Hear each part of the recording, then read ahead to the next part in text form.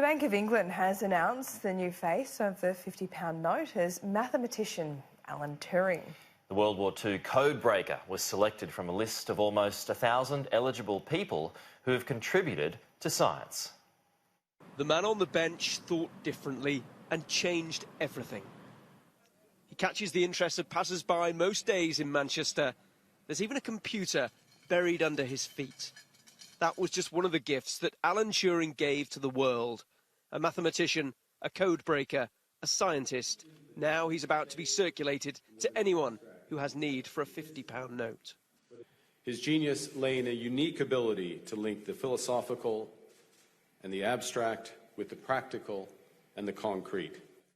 He was one of the code breakers at Bletchley Park. Their work shortened World War II and saved millions of lives.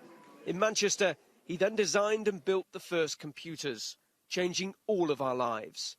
His reward in 1950s Britain was a conviction for gross indecency because he was in a relationship with another man.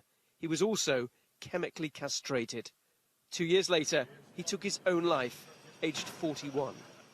It's dangerous to assume that because he took his own life 2 years after the prosecution, that the one led inevitably to the other, and I think it's more complicated than that.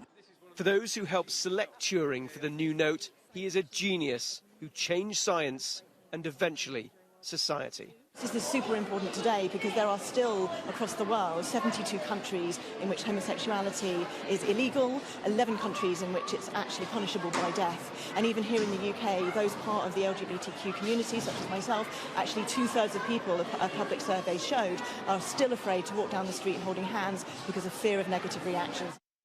The note will be in circulation by 2021 and includes a quote from Turing that showed that he realised just what his work was about. This is only a foretaste of what is to come, and only the shadow of what is going to be. Tom Parmenter, Sky News, Manchester.